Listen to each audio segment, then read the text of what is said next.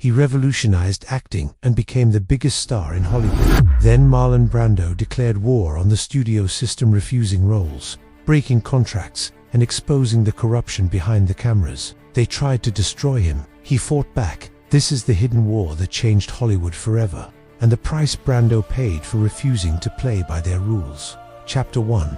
The Rebel Who Changed Assateague and Jamalin.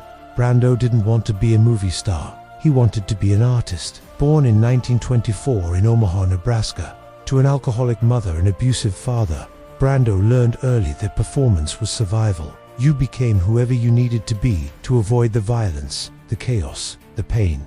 He studied method acting in New York under Stella Adler and Lee Strasberg. In 1947, at 23, he exploded onto Broadway in A Streetcar Named Desire. His performance as Stanley Kowalski was raw, sexual, violent, and completely unlike anything audiences had seen before. Hollywood came calling immediately. Studio executives saw dollar signs. Here was a new kind of leading man, not polished and handsome like Cary Grant, but dangerous and real. They offered him contracts, big money, the standard 7-year deal that gave studios complete control. Brando said no. He'd watched what studios did to actors, turn them into products, force them into terrible movies, control their personal lives. He wasn't interested in being owned, so he negotiated something revolutionary, a per-film contract with no long-term commitment. He could choose his roles, walk away whenever he wanted. The studios hated it, but they needed him. A Streetcar Named Desire was being adapted for film, and no one could play Stanley except Brando, so they agreed to his terms for now. What they didn't know was that Brando wasn't just negotiating a contract. He was declaring war on the entire system. Chapter 2. The method that threatened Brando brought method acting to Hollywood, and the old guard despised it. Traditional actors like John Wayne and Charlton Heston thought it was pretentious nonsense. Studio executives thought it was inefficient and expensive. Method acting required rehearsal, emotional preparation, and multiple takes to capture authenticity. Brando would disappear into characters, improvise dialogue, and refuse to perform scenes the way directors scripted them. On set, he was brilliant but difficult. He challenged directors, he rewrote scenes, he made everyone around him work harder. The 1950s film industry ran like a factory efficient, predictable, profitable. Actors showed up, hit their marks, said their lines, and went home. Brando destroyed that efficiency. He demanded rehearsals. He questioned motivations. He insisted on realism in an industry built on artifice. Studios tolerated it because his films made money. The Men in 1950, A Streetcar Named Desire in 1951, Viva Zappa in 1952, Julius Caesar in 1953, and then On the Waterfront in 1954. The performance that won him his first Oscar and proved method acting wasn't just pretentious, it was powerful. But success made Brando more dangerous to the studios. He had leverage now. He could demand higher salaries, script approval, director approval. He couldn't turn down roles that other actors would have killed for. The studios were losing control of their biggest asset. Chapter 3. The Godfather, Egregious Haitian. By the late 1960s, Marlon Brando's war with Hollywood had escalated. He'd made a series of box office failures. He'd gained weight. He'd developed a reputation as difficult, unpredictable, and unreliable. Studios quietly blacklisted him. No formal announcement, just a whisper campaign that made him unemployable. Then, in 1972, director Francis Ford Coppola wanted to cast Brando as Vito Corleone in The Godfather.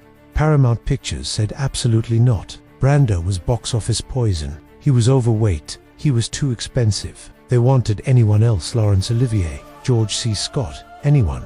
Coppola fought for Brando. He knew no one else could play Corleone with the same quiet menace. Finally, Paramount agreed to one condition. Brando had to audition. The greatest actor of his generation, a man who'd won an Oscar and revolutionized cinema, had to audition for the role. Most actors would have been insulted. Brando saw it as an opportunity. He showed up to Coppola's house with makeup, props, and a plan. He stuffed tissue in his cheeks, slicked back his hair, and became Vito Corleone. Coppola filmed the audition. When Paramount executives saw it, they were convinced. Brando got the role, but the studio made sure he paid for it. His salary was a fraction of what major stars earned. They required him to post a bond for his own bad behavior. He caused delays or problems, he'd forfeit money. They insisted on contractual penalties for every day he arrived late to set. Brando accepted every humiliation. He needed the work. He needed to prove he could still act. And he needed to show Hollywood that he wasn't finished fighting. Chapter 4. The Oscar. Refused Brando's performance in The Godfather was transcendent. Critics called it his greatest work. The film broke box office records. And in 1973, Brando was nominated for the Academy Award for Best Actor. He won, but when his name was called, Brando didn't walk to the stage. Instead, a young Native American woman named Soshan Littlefeather appeared in traditional Apache dress. She declined the Oscar on Brando's behalf, citing Hollywood's treatment of Native Americans in film. The audience was shocked. Some booed, others applauded. But everyone understood what Brando was doing. He was using Hollywood's biggest night to attack Hollywood itself, to expose the racism, the exploitation, the lies behind the glamorous image. Studio executives were furious. This was betrayal. Brando had been welcomed back after years in exile. They'd given him The Godfather. They'd celebrated his comeback, and he'd repaid them by turning the Oscars into a political protest. The blacklist rumors started immediately. Brando would never work in Hollywood again. Directors were warned not to cast him. Studios refused to finance films with him attached. The message was clear. You can be difficult, or you can be political, but you cannot be both. Brando didn't care. He'd made his point. The war wasn't over, was just entering a new phase. Chapter 5. Last Tango and the Scandal, 1972. Before The Godfather was released, Brando made another film, Last Tango in Paris. Director Bernardo Bertolucci wanted to make an art film about grief, sex, and emotional destruction. Brando agreed because it was the opposite of everything Hollywood wanted from him. The film was sexually explicit, emotionally raw, and deeply controversial. One scene in particular involving butter and a non-consensual axe-parked outrage. Brando later claimed he and Bertolucci had discussed the scene but hadn't told co-star Maria Schneider, wanting to capture her authentic shock. Schneider felt violated. She spent years in therapy dealing with the trauma of that scene. Feminists condemned Brando. The film was banned in several countries, and Hollywood executives quietly added Last Tango to their list of reasons why Brando was toxic. But here's what the scandal obscured. Last Tango in Paris was brilliant. Brando's performance was vulnerable, honest, and heartbreaking. He'd exposed himself emotionally and literally in ways Hollywood stars never did. He'd proven that real art required risk, discomfort, and truth. The studios didn't want truth. They wanted profitable entertainment. Brando had given them art instead and they punished him for it. Chapter 6. The Money Grabbed Nobody, U&D Art, Tango the Godfather, and Last Tango. Brando should have been selective about roles. Instead, he started taking everything terrible scripts, low-budget films, projects he clearly didn't care about. Critics were baffled. Fans were disappointed. Why was the greatest actor of his generation wasting his talent on garbage? The answer was simple: money. Brando needed cash desperately. He'd bought a private island in Tahiti. He was supporting multiple families' children from 3 marriages, plus a Tahitian family. He'd invested poorly, and he was being sued constantly by ex-wives, former business partners, and studios claiming he'd breached contracts. So Brando became a mercenary. He'd accept any role if the pay was high enough. The Missouri Breaks in 1976, he was paid $1 million for 2 weeks of work. Superman in 1978, $3.7 million for less than 20 minutes of screen time. He'd show up, do the minimum required, collect his check, and leave. Studios loved it. Finally, Brando was playing by their rules, making commercial films, not causing trouble. But they misunderstood. Brando wasn't surrendering. He was exposing them. Every terrible film he made for an obscene salary proved his point. Hollywood didn't care about art, they cared about money. He'd take their money, give them mediocre performances, and show the world that the emperor had no clothes. If audiences would pay to see Marlon Brando in trash, what did that say about Hollywood's taste, about America's values? Chapter 7. Apocalypse Now and the final BATTL in 1976. Francis Ford Coppola cast Brando in Apocalypse Now as Colonel Kurtz. The role required 3 weeks of filming in the Philippines. Brando's salary, $3 million, plus a percentage of the gross. It was an obscene amount for a supporting role, but Coppola needed Brando's name to finance the film. Brando arrived on set, overweight and unprepared. He hadn't read Joseph Conrad's Heart of Darkness, the novella the film was based on. He hadn't memorized his lines. He demanded his scenes be rewritten and reshot to accommodate his size. Coppola was in the middle of a nervous breakdown. The production was over budget, over schedule, and spiraling out of control. Brando's behavior was making everything worse, but Coppola couldn't fire him. He'd already spent the money financing the film based on Brando's commitment. For 2 weeks, Brando and Coppola fought. Brando refused to be filmed in bright light. He improvised philosophical monologues. He demanded his character be shown mostly in shadow. Coppola shot hundreds of hours of footage, trying to salvage something usable. The result was extraordinary. Brando's performance as Kurt's rambling, haunted, larger-than-life, became the film's dark heart. Critics called it genius, but Coppola later admitted it was also torture. "Working with Marlon almost destroyed me," he said, "but it also gave me the greatest performance in the film." Brando had won again. He'd shown up unprepared, made impossible demands, and still delivered brilliance. It was his final proof that talent trumped professionalism, and the ultimate middle finger to every studio executive who'd tried to control him. Chapter 8. The Blacklist That Never Ended. By the 1980s, Brando was essentially retired. He'd made enough money. He lived on his island in Tahiti. He rarely gave interviews. When he did work, it was in forgettable films for enormous salaries. The Formula in 1980, A Dry White Season in 1989. Hollywood had finally figured out how to neutralize him. They couldn't force him to compromise. They couldn't destroy his reputation. He was too talented, so they just ignored him, stopped offering interesting roles, stopped asking him to participate in the industry he'd revolutionized. Directors who wanted to work with Brando were warned off. "He's difficult, he's unpredictable, he's not worth the trouble."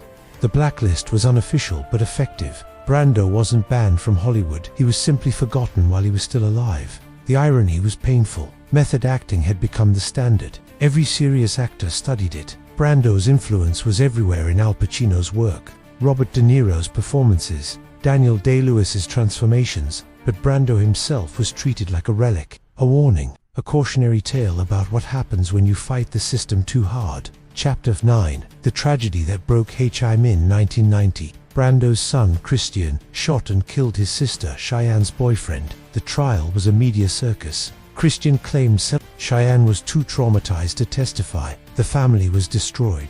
Brando blamed himself. He'd been an absent father, too focused on fighting Hollywood to raise his children properly, too busy living on his island to notice his family falling apart. Christian was convicted of manslaughter. Cheyenne committed suicide 5 years later.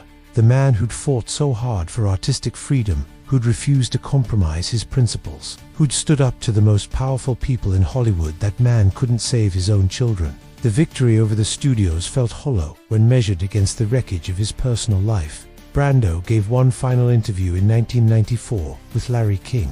He was overweight, grey, tired. He talked about regret, about the children he'd failed, about the talent he'd wasted on meaningless roles. He admitted that maybe the fight hadn't been worth it. Maybe he should have compromised more, fought less, been present for the people who actually mattered. It was the surrender Hollywood had always wanted, but by then, nobody was paying attention.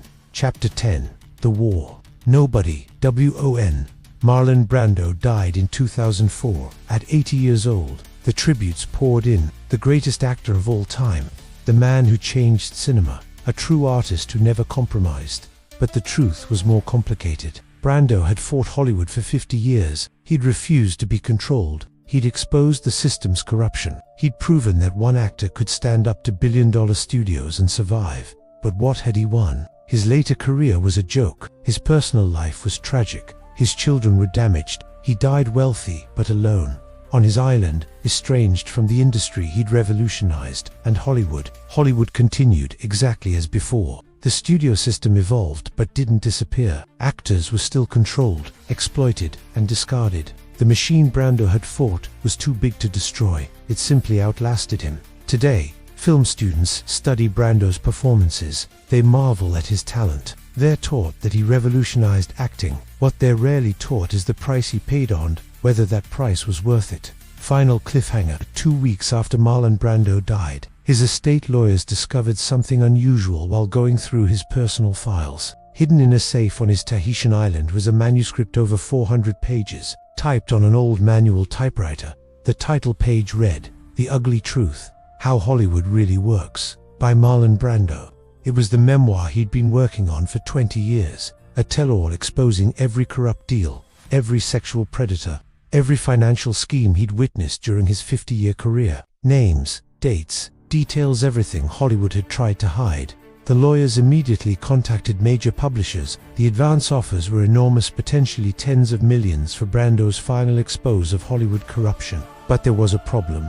Brando's will included specific instructions about the manuscript. It was not to be published during the lifetime of anyone mentioned in it. Given that Brando had documented incidents from the 1940s through the 1990s, involving people from studio heads to fellow actors, some of whom were still alive, the manuscript would remain sealed for decades. Why did Brando write it if he never intended to publish it? His lawyer found a note attached to the manuscript explaining, "I wrote this for two reasons. First, so I would never forget what they did and who they were. Second, so that someday, maybe 50 years from now, maybe 100 people will read it and understand that the war was real, that I wasn't difficult or paranoid or bitter. I was fighting actual corruption, actual evil, and even though I lost, someone needed to document what happened so the victims won't be forgotten." The manuscript remains sealed. Some of the people Brando wrote about are still alive. Studio lawyers have already filed preemptive injunctions trying to prevent its eventual publication. The families of deceased executives have hired lawyers to fight the release. What's in those 400 pages? Who did Brando accuse? What secrets about Hollywood's golden age are documented in that manuscript? We won't know for years, maybe decades. But here's what we do know. Marlon Brando spent 20 years carefully documenting his war with Hollywood, writing down names, dates, and crimes, building a case that will eventually be made public. The studios thought they'd won. They thought Brando died defeated, overweight, estranged from Hollywood. His later career a series of paycheck roles. They thought the war was over. But Brando's final move was the most strategic of all. He didn't win the war during his lifetime. He planted a bomb that will detonate years after everyone involved is dead, when the truth can finally be told without lawsuits, without retaliation, without consequences. Somewhere in a vault, protected by lawyers and legal requirements, is Marlon Brando's complete story of Hollywood's corruption. Every secret, every crime, every powerful person who got away with it. They're all documented, waiting. The war isn't over. It's just on pause. And when that manuscript is finally published, when Brando's accusations become public, when the truth he couldn't tell while alive is finally revealed, Hollywood will learn what Marlon Brando understood from the beginning. You can't kill the truth. You can only delay it. The hidden war between Marlon Brando and Hollywood executives didn't end when Brando died. It's still being fought, and the final battle hasn't even started yet.